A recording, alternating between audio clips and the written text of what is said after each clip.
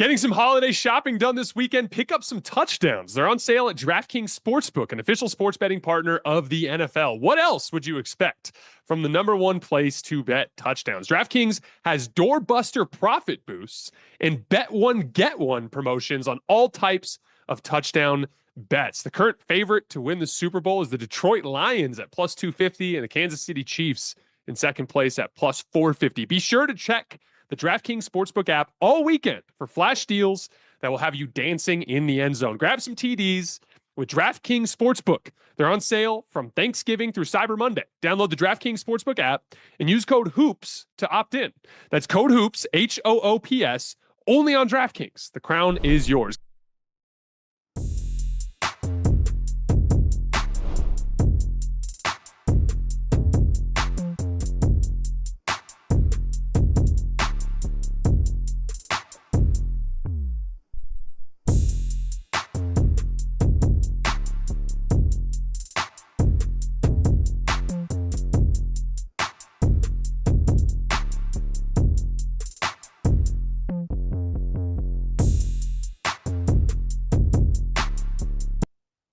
All right, welcome to Hoops Tonight here at The Volume. Happy Tuesday, everybody. Hope all of you guys are having a great start to your week. Got a jam-packed show for you tonight as we get to one of the final few nights of the in-season tournament pool play games. We're going to be covering 3 games from tonight. The Suns get a dominant win against the Lakers in the return of Kevin Durant and Bradley Beal to the lineup. They are now 9-1 with KD in the lineup this year. We're going to do a deep dive into that game on the perspective of both teams. The Lakers back-to-back games where they looked pretty sharp in the first half and then just completely decompose in the second half. I want to get into that concept a little bit. After that, without Giannis, the Bucks go into Miami and beat the Heat. I want to talk about some of the chess match that was taking place down the stretch of that game and talk a little bit about the struggles that the Miami Heat have been having to this point in the season. And then by far what I thought that was the most entertaining game of the night, the Houston Rockets and the Minnesota Timberwolves had a knockdown, drag-out fist fight of a game that ended up going to overtime off of a huge steal from Amen Thompson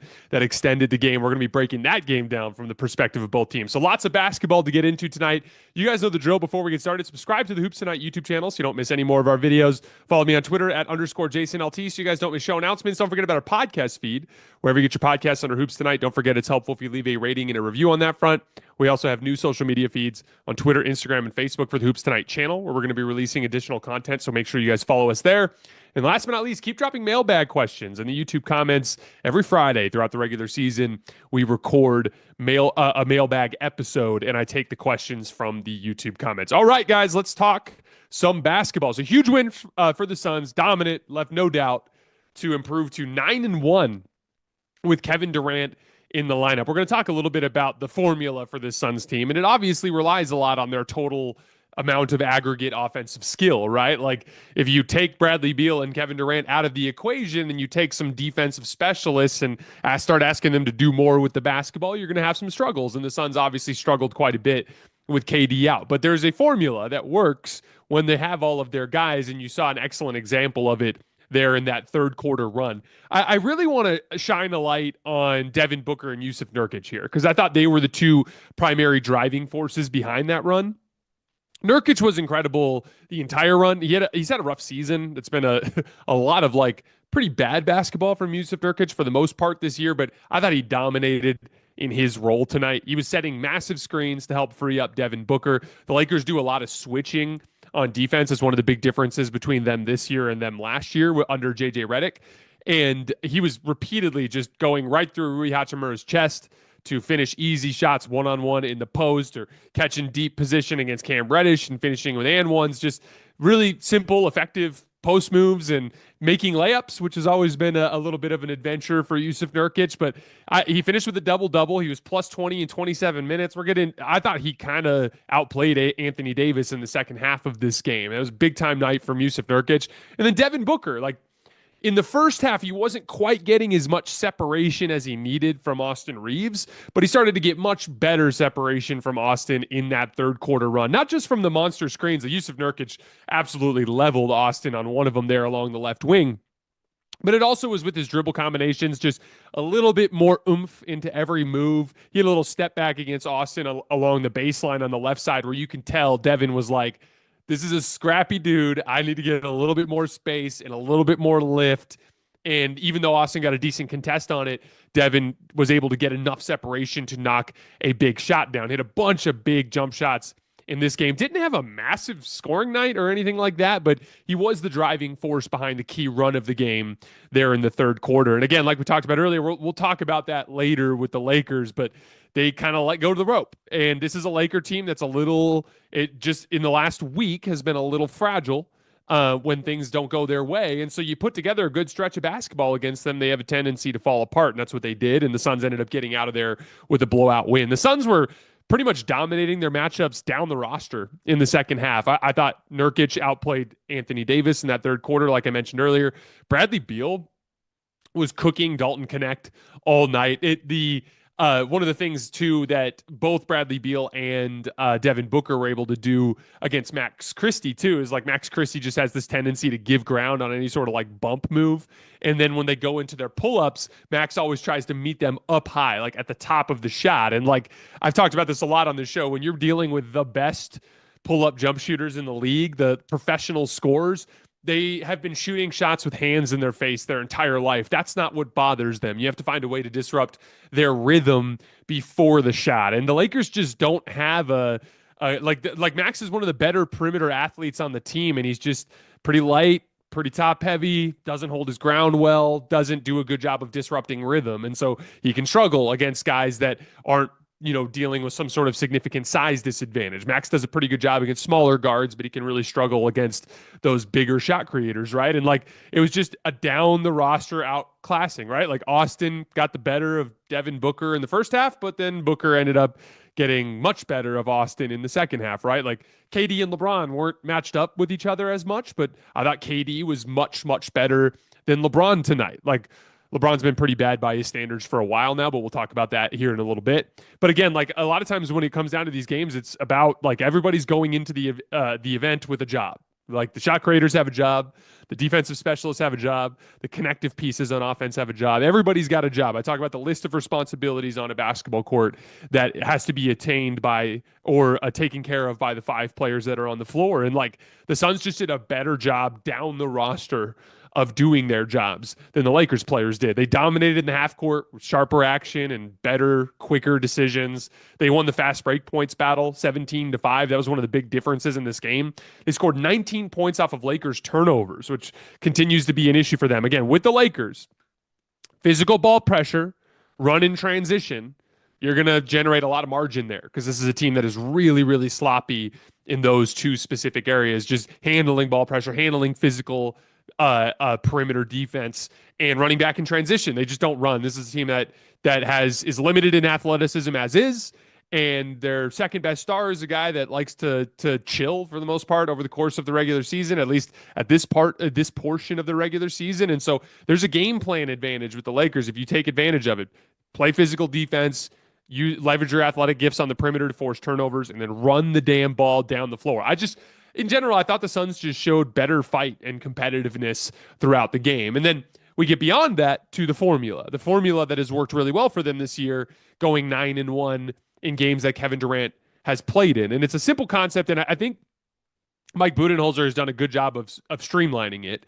But it's essentially the concept of advantage creation combined with smart spacing and then making the correct reads when you have those advantage situations, right? So like when you've got a guy like Nurkic who sets really good screens and you've got a trio of ball handlers, and I mean, Bradley Beal is not going to bring two to the ball as often, but at least Devin Booker and Kevin Durant are going to pretty consistently at least bring the screen defender up pretty high in the action. And like one of the flip sides is like, and this is Nurkic helps a lot in this regard.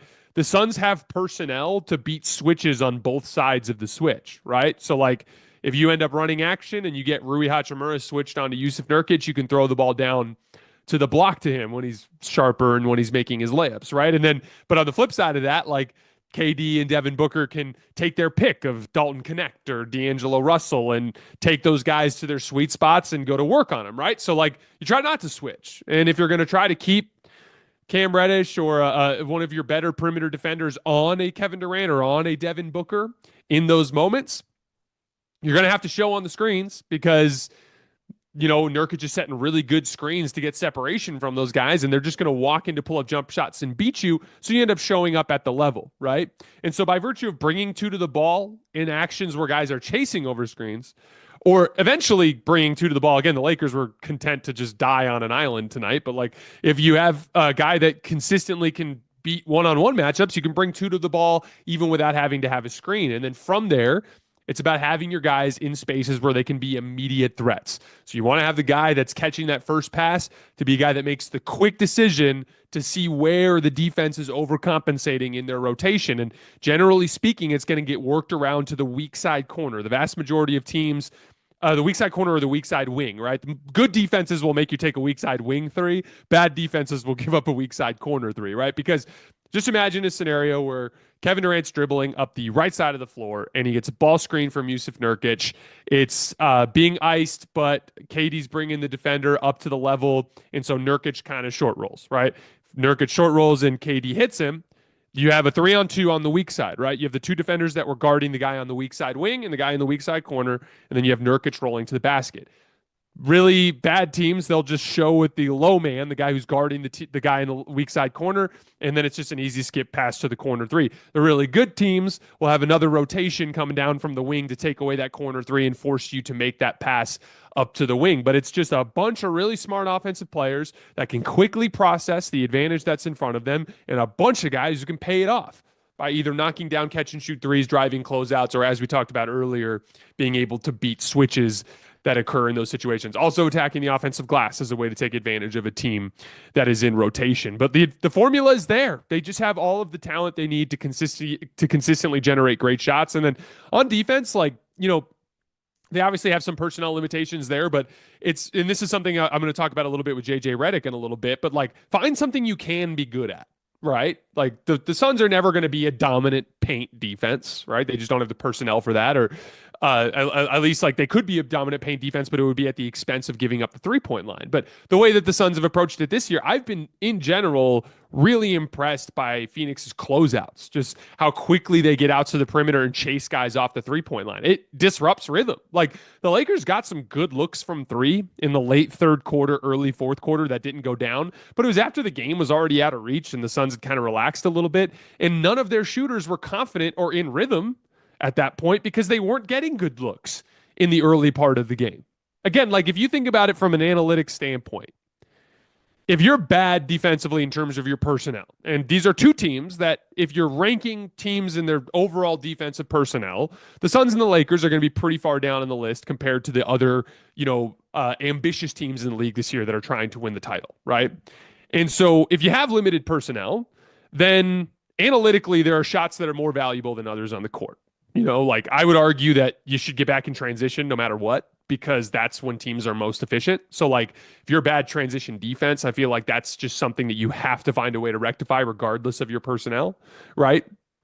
But beyond transition, when you get into the half court, it's the two most efficient shots in the game are shots at the rim and wide open catch and shoot threes, right? So those are the two shots that if you're going to be bad at everything, you might as well take one of those away, find a way to take one of those types of shots and remove them from the equation. You might get shredded in the other area by virtue of just taking away one of the two most efficient shots that exists on the basketball court. You can raise your floor on the defensive end of the floor. And the Suns, at the very least, do a decent job of chasing teams off the 3-point line. And so there you go. You got a good formula on both ends. And then as we've seen before the injuries that hit them earlier this year, at the end of games, KD is just walking teams down in clutch situations, just getting great shots consistently. He's been one of the big guys that kind of leverages his defensive talents at the end of games too to get key stops. But the formula is there, and I'm really, really excited to watch this team now that they're healthy again. Great win for the Suns to get back on track. On the Lakers front, this is the second straight game where they look like they kind of lost their will to fight in the second half, which is super weird. I did a little video after the Nuggets game where I talked about how hey, this kind of stuff can happen. The reality is in an 82-game regular season, everybody has stretches where they play poorly. It's just a fact of life. Even the Boston Celtics last year, who have been probably the most dominant regular season team in the last, it's like since the Golden State Warriors, with KD and Steph, right? So like you have this really damn good regular season team with Boston, and they dropped a couple of big games in a row at the tail end of the year where they like got outscored. They blew a 20-point lead in the fourth quarter against the Cavs. That was the Max Strus winner game, and I think that was the one where Jason Tatum missed the little fadeaway jump shot over Darius Garland at the elbow. And then a couple nights later, they ended up losing to Denver, right? And that was obviously a concern because Boston had struggled against the top of the West throughout the regular season. So, like, if you zoom in on any stretch of games, you can find even the best teams in the league will play some bad basketball for a certain amount of time. And so, like, in the big picture, that's why I'm a believer in like not panicking, not overreacting to any singular stretch of games, because the 82 game grind is long and it takes a lot of mental toughness and a lot of resilience to fight through those stretches, right? And the Lakers are clearly in one of those stretches right now. The difference is that it ended up being a little bit tougher of a stretch than I thought, in the sense that the Denver game to me looked like an outlier. The Orlando Magic game was a game I thought the Lakers played great against a team that athletically is kind of a mismatch for them. LeBron and AD were awesome, and they battled and they got a win until Anthony Davis missed 3 free throws in the final minute, right? So, like, they didn't get a win. That's heartbreaking, but there's a lot of good basketball there, right? Not anything to get too worked up about. And then you completely shit the bed in the third quarter against Denver. So it's like one of those things where you don't want to overreact to it. But then I talked about in that second half against Denver how it was their offense that seemingly completely lost any sense of rhythm and flow, and every single player on the floor looked like they lost their confidence, like they had lost their mojo. Like there was no like passion even behind the way they were playing. What scares the hell out of me is that's exactly what happened tonight with the Suns. Like, you're right there in the first half. Austin goes on a crazy run at the end of the second quarter that gets you back within 2 points. And then you come out in the third quarter and you're just lifeless. And again, it's like they get hit in the mouth by a couple of shots, right? So you end up falling down by 7, 9 points, whatever. Like, get it together. But then they were coming out of those timeouts just the same lifeless team that we saw in that second half against Denver. And so, like, again, you're 10-7.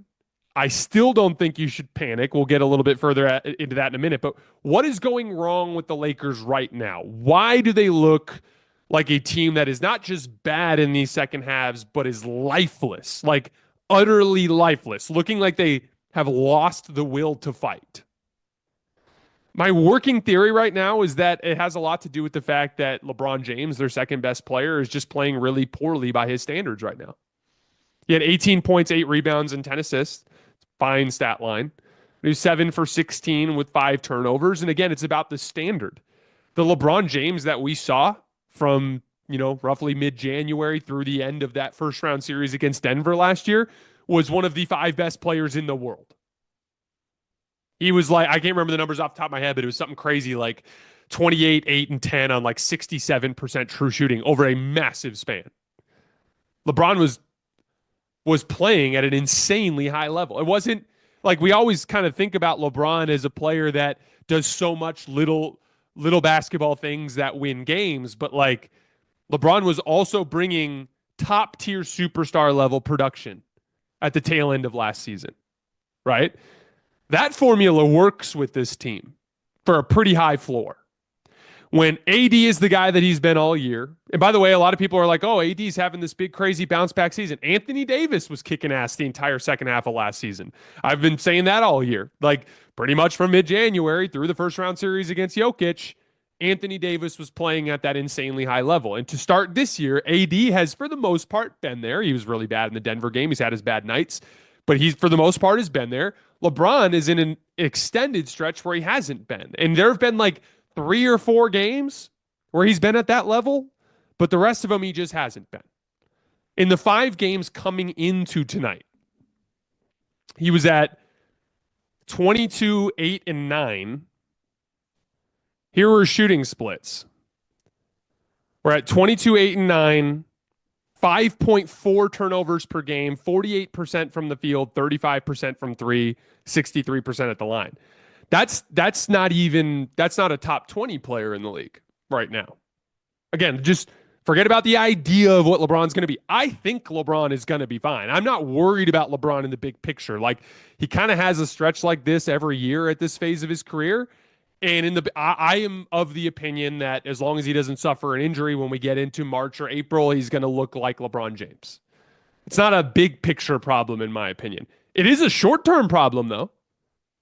You're in a really tough stretch of your schedule. You got some of the easy stretch out of the way early. Now it's like, guess what's waiting for you right around the corner? A Spurs team in San Antonio that's been pretty damn tough to beat at home.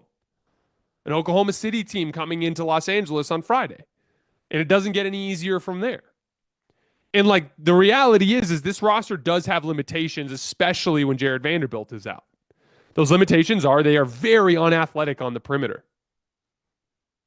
And like, one of the things with LeBron is like, LeBron has a tendency to chill in some ways. He'll chill on the defensive end in his rotations. He'll be sloppy with his mental focus. That's the turnover thing. Like, LeBron is too good of a basketball player to be this sloppy with the basketball. It is a mental focus thing. He is not locked in the way that he needs to be. But like, the big issue is LeBron at this phase of his career doesn't engage himself athletically as much in regular season games. But that's okay because he did the same thing last year for big stretches as well. The difference was he was pouring in 28 points a game hyper efficiently and was dishing out 10 assists a night and wasn't turning the ball over this much. So LeBron was bringing so much good with his shot making and his skill overall and his ability to surgically pick apart teams in the half court that even though that if he skipped a low man rotation or didn't fight for a defensive rebound, it wasn't the end of the world. But when you combine him being a really limited offensive player right now compared to his standard, while also being really unfocused in terms of his decision making, while also not engaging himself athletically on a team that is starving for athleticism, you're going to continue to have issues. And so like in the big picture, I'm not worried about LeBron, but in the short term, this is a tough stretch of schedule. And I don't know that they can win many times without LeBron meeting Anthony Davis, at least near the level that he's at. Even just as like decision makers, the Lakers perimeter players are all pretty inconsistent to varying degrees. LeBron needs to be the guy that brings consistency to their perimeter decision making and their perimeter firepower. And he just hasn't been.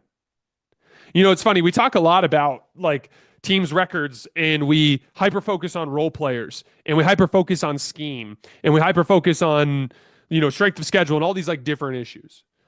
But 9 times out of 10, it comes down to like, are your stars playing really, really well or are they struggling? We're going to talk about the Miami Heat here in a few minutes. Most of their issues come down to the fact that Jimmy Butler and Bam Adebayo are combining to average just a few more points than Anthony Davis is averaging by himself. They're not getting star production from their stars. So you can talk about Terry Rozier and you can talk about like, oh man, these you know, Kel'el Ware minutes are rough or whatever it is that your issue is. But like, it doesn't really matter if your stars aren't playing at a superstar level. One of the things I talk about all the time is like when superstars play at a superstar level, they eat up so much responsibility on both ends that it actually crafts these really small and achievable roles for the role players. Like if you've got an offensive star who is consistently bringing 2 to the ball because he's a devastating offensive weapon, all of a sudden you can see some pretty mediocre role players around the league look good because they're consistently getting great advantages, right? But if those stars aren't playing super well and they aren't lighting the world on fire in single coverage situations or against traditional coverages, then you aren't going to load up on them the way you need to. And those guys aren't going to get great advantages off the ball. And then guess what? They're going to start looking like pretty limited role players. Same thing goes on the defensive end of the floor. I'm going to talk about this again with the Bucks here in a minute. Giannis and Brook Lopez have leveraged themselves defensively at a much higher level over the course of the last couple of weeks. Some real throwback games between those two guys. Brook had another ridiculous block on a Tyler Herro step back 3 along the right wing tonight. Because of that, the Bucks have looked sharper defensively. But it's not just because those two. When the Bucks backline is flying around and making all these plays, it crafts small, achievable roles for your defensive players. And then suddenly guys like Andre Jackson and AJ Green and everyone else playing defensive roles for Milwaukee looks like they're a little bit more, in their wheelhouse, something they can manage, right? It's the same thing on both ends of the floor. And when you look at the Lakers, it's like when LeBron James and Anthony Davis are not bringing truly elite play on both ends of the floor between the two of them, you're going to start to see some limitations within the Lakers role players. I'm always more willing to point the finger at the stars because they are the guys that make tons and tons of money, and they are the guys that have the reputation and are held to a different standard. I don't think it makes a ton of sense to look at an $8 million player and be like, man, he's so inconsistent. Yeah, that's why he makes $8 million. Like, that's the point.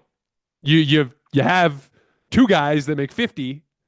They got to do a lot so that the guys that don't make 50 can have manageable roles. And again, I'm referring to LeBron and AD as a duo. LeBron is the main guy that's struggling. AD's been pulling his weight for the most part this year, but AD's two back-to-back really bad second halves.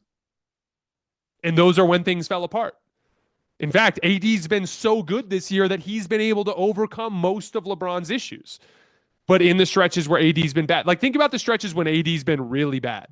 Second half against Denver, they get blown out. Second half against the Suns, they get blown out. First half against Cleveland, when Jared Allen ate his lunch, they get blown out. So, like, again, it's mostly the superstar play that I believe is the issue behind this team that's leading to their funk.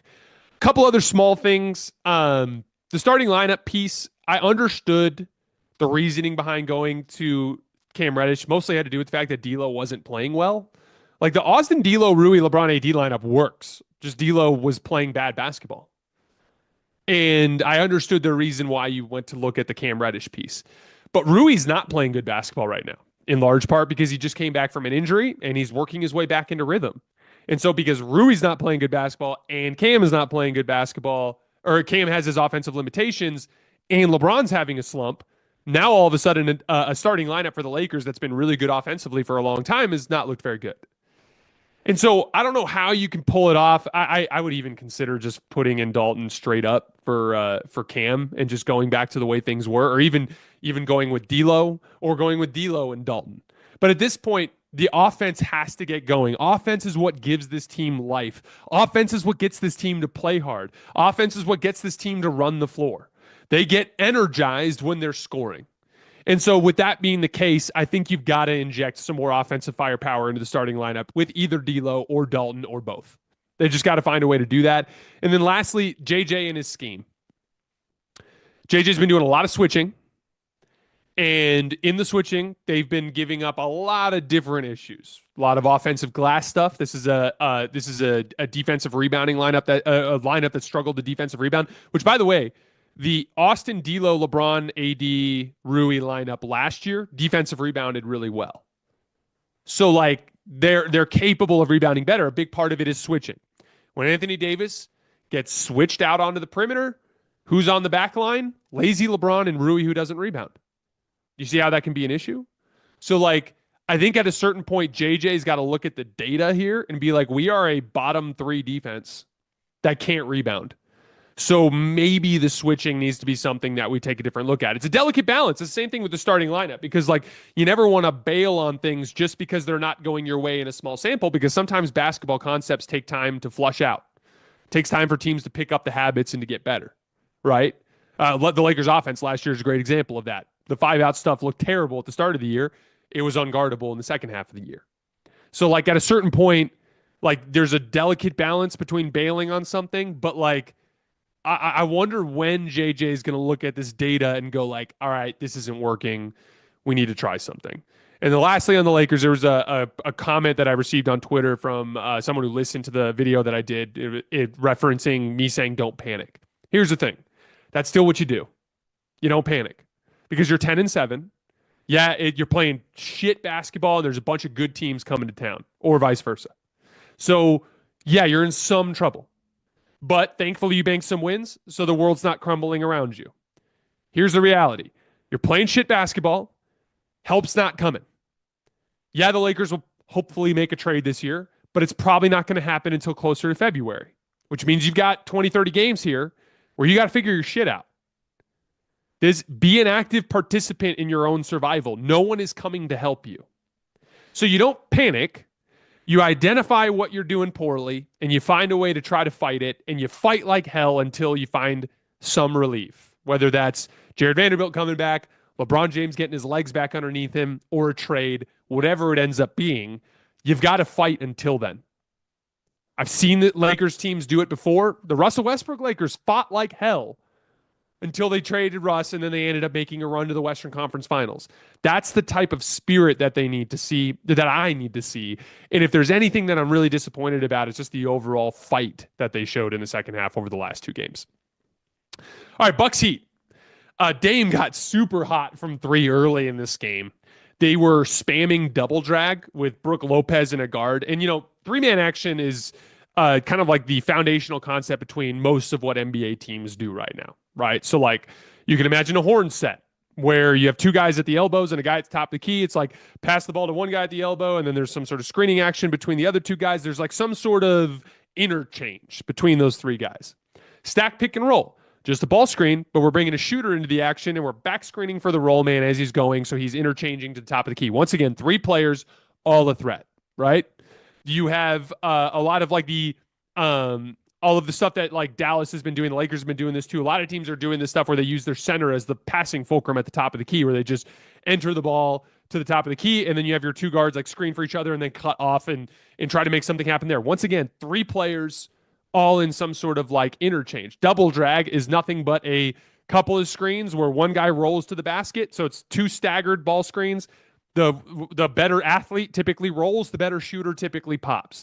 But the whole point of running a three-man action is to take what is a simple decision and turn it into a complicated decision. So if two guys interchange, it's just you get him, I get him. We're good, right? A ball screen. Well, I'm in a drop. Oh, we're switching. Oh, I'm blitzing. Oh, I'm hedging. Whatever it is. Oh, I'm going under. There's just pretty simple decision-making process. As soon as you bring that third guy into the equation, you can start to force teams to make some mistakes. And Dame was just constantly finding the mistake in Miami's approach to that double drag at the top of the key. So it was usually somebody like AJ Green or Andre Jackson and Brook Lopez setting the two picks. And then essentially, as Dame is coming off to his left-hand side, there's usually a guard-guard switch in there somewhere. Usually the guy who's guarding Dame is going to pass him off to the guy who's guarding the other guard. But then there's also a drop coverage element sometimes, because even that second guard can get screened. And then the guy who's guarding the big man who's rolling might sit there in a drop. And Dame beat every variation of it. There was a time where he came off of the double drag and Bam was too far back in a drop because the second guy got screened and he just walked into a three. There was a time that Bam said, oh, screw it, I'm just going to switch. And he switched and he was sitting too far back on his heels and Dame just went to a little step back to his right and knocked it down. There was another play in the second half where it was just a straight up one-on-one situation with Bam and Bam was just overplaying the drive. And Dame, who'd had hit 6 or 7 threes at that point, was just able to easy step back going to his left and knock down a three-point shot. But Bam was sitting too far back on his switches. There was a play when Kevin Love was in the game where the other guard who was switching was waiting on the other side of the second screen. So what did Dame do? He just came off the first screen. And when he came off the first screen, he just kind of settled into that soft spot right there in the middle of the action and rose up and knocked it down. But Dame just got blazing hot from three just by spamming the same action, that double drag at the top of the key. And then from there, Miami basically had no choice but to start double teaming him, because at that point he was in rhythm. He hit the shot over Jimmy where step back on the left wing and pump fake. Jimmy did everything right, broke his rhythm, and he just kind of leaned back and reloaded and just kind of knocked it down off of the pump fake. He just had it going too much. So they had to start double teaming, and it worked. It got them back in the game. I thought the Bucks were a little slow with their processing, and then one of the big things that you have to do when you're beating a blitz or a double team is you got to get the ball on time and on target. To put it simply, if I ask you to guard me and you're 15 feet away, and before you run at me, you have to throw me a chest pass right into my shooting pocket, you're not going to be able to guard me. Like, I'm either going to shoot it, or if you sprint like hell, I'm just going to go right around you, right? But if you throw me a bad pass, like if you throw me a bounce pass, 3 feet off to my left, or if I have to like go way down to grab it, or it's difficult for me to catch, all of a sudden that 15-foot closeout for you becomes something that's more achievable. And like the Bucks were just throwing some sloppy passes, and like those 4-on-3s were quickly turning into situations where there was no advantage. And so Miami started getting out transition. They had 15 transition points in the second half. They had a really rough jump shooting first half, and they finally started to make some jump shots in the second half. Terry Rozier in particular hit 3 threes and a long 2 in that half. And so they were able to just kind of slowly but methodically work their way into the game by doubling Dame, getting out in transition. Jimmy was able to drop his shoulder on that left lane line drive and get to the basket a couple of times in the third quarter. They get themselves back into a game, and now it's a crunch time game. But in the crunch time game, it was fascinating because Dame is, again, the superstar for the Bucks. Like we talked about in that segment earlier about your superstar doing his job, we saw a massive mismatch in the quality of superstar play in crunch time. Dame, because of everything he did in the earlier phase of the game, was consistently bringing 2 to the ball. So they were able to pass out of it, and guess who ended up getting hot in crunch time? AJ Green. Hit 3 threes in the second half, hit a big one off of a double team, and then a ridiculously tough one on the left wing where one of those sloppy passing sequences from the Bucks had AJ Green with Terry Rozier in like a straight up loaded situation, late clock. And AJ did like a hard rip to the, like kind of like a pullover to his right, and then a hard rip to the left, and was able to get enough separation from Tyler Herro to just rise up and knock down a huge bucket from AJ Green. He's been awesome. We'll talk about him here in a minute. But like Dame was able to generate quality shots by virtue of his threat by bringing 2 guys to the ball. And on the other end of the floor, the Heat can't get anything out of Jimmy and Bam. Jimmy and Bam combined for 5 points in the fourth quarter. The 2 of them on the season are combining to average 36 points per game. That's just not going to get it done. Like I talked about it earlier, and I'm not going to get too much deeper in it now, but like don't look any further if you're a Miami Heat fan than the fact that your stars are not providing superstar level production. And when they're not, and again, Bam's not a superstar level player, but he's close. And like, if he's not going to play up to that level, if Jimmy and Bam if neither of them are going to play at a top 25 level, then you're not going to win many games in the NBA with how much talent there is right now. And that ended up being the difference in the game. Is there was a little bit of a faux pas. Andre Jackson like panicked and turned it over, and they ended up giving up a 3 to Terry Rozier in transition. And so Miami did end up getting a better chance to try to steal that game. But like, the Bucks were up 4 late. They should have put it away easier than they did, because once again, Dame was able to provide the superstar impact of bringing 2 to the ball, and Jimmy and Bam couldn't do anything on the offensive end down the stretch of that game. The Bucks have now won 5 in a row, 7 out of 8. Again, that one loss in there was that Giannis foul of LaMelo Ball. They've had over a 20 before tonight's game, because Giannis didn't play tonight. They had over 120 points in 3 consecutive games in the previous 3 games. And again, like early in the season, it wasn't just the defense. The offense wasn't where it needed to be. But like you're getting the offensive burst now. We talked about Brook and Giannis earlier and how they're establishing kind of like a really high floor for this defense. And then AJ Green and Andre Jackson, I'm of the opinion AJ Green should start. I think the reason Doc's leaning into Andre Jackson is he's bringing a little bit more like full court pressure to just kind of like disrupt rhythm. But AJ, I think, is a pretty damn good point of attack defender, slides his feet well, gets over screens well. He's got a really strong like build and low center of gravity, so he absorbs contact well. Like, and he's just a better offensive player. But like those 2 guys are providing 48 minutes of pretty decent quality perimeter defense.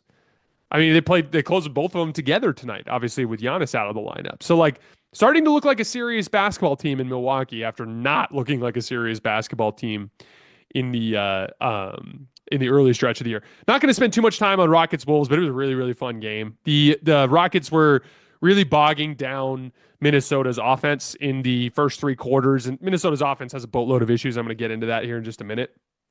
But it turned into this really interesting like crunch time battle, because the Wolves just kind of methodically took control of the game, just slowly chopped away and ended up taking control of the game. And they really should have won this one. Rob Dillingham had a really bad turnover against Amen Thompson that ended up leading to a layup that tied the game. And then Anthony Edwards missed two wide open threes. And he had like a little bank shot that he shot at the buzzer that hit every part of the rim and didn't go down. So like it got to be a discouraging one for Wolves fans because it felt like a game that they should have won. But what was really fascinating down the stretch in the fourth quarter, when the Wolves were taking control up until the final minute, it was kind of a formula that I liked in the sense that like it's kind of ugly and clunky, but Ant and Julius are guys that have a lot of physical advantages against the guys that are guarding them, and they can get to their spots. And so as long as the Wolves can tighten the screws on the defensive end of the floor and get stops, Ant and Julius can generate some pretty solid looks down the stretch of a game. And it was kind of impressive as they kind of worked their way back into it. Ant has like 3 or 4 plays a game now where he just snakes through like 4 bodies and gets to the basket for an and one. Now, he shouldn't have to snake through 4 bodies, which we'll get to in a minute. But anyway, Rob Dillingham has the turnover on the right wing. Amen Thompson ends up getting the transition layup. Anthony Edwards misses the little banking floater, and we end up going to overtime. And in overtime, a really good defensive stretch where Dylan Brooks got a bunch of key stops, and the Rockets started to get out in transition. They had 8 points in fast break situations just in the OT period. Amen Thompson, who got the huge steal against Rob Dillingham, hit a massive 3 on the right wing.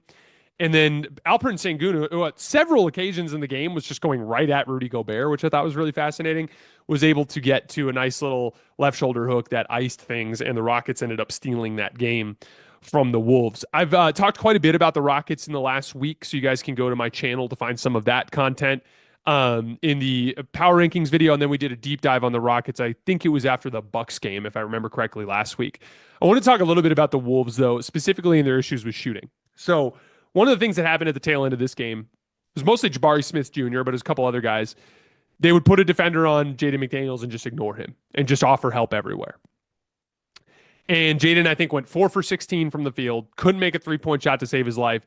Multiple beautiful, completely uncontested 3-point looks in crunch time, and none of them were close. There was a play where Ant had this like crazy slithering drive and like whipped a beautiful left-handed cross-court pass that hit Jaden right in the shooting pocket in the right corner, and it was a brick. And like, I've been saying a lot on my show that I love Anthony Edwards. He's probably my favorite young prospect in the league, and I'm rooting for him in a big way. But like, I believe in the Wolves less this year than I ever have, and I hate this roster construct. And one of the big reasons why is like, again, play into your star's strengths. Anthony Edwards is over 200 jump shots this year at damn near 1.2 points per attempt. He is a really good jump shooter. That is something that I have emphasized as a piece of his growth that I believe is real. And I think he's demonstrated that over a pretty massive sample size between last year's playoffs, the stuff with Team USA this summer, and the stuff with the Wolves this year. But his absolute superpower is nobody can guard this dude. No one can keep him in front. And yet every time he beats his man off the dribble, he's got to slither through 3 or 4 help defenders to get anything off at the rim. And it's because you're closing out short, if not outright ignoring Jaden McDaniels. You're closing out short on Julius Randle, and Rudy Gobert can hardly catch the damn ball, let alone put it in the basket. It is such a flawed construct.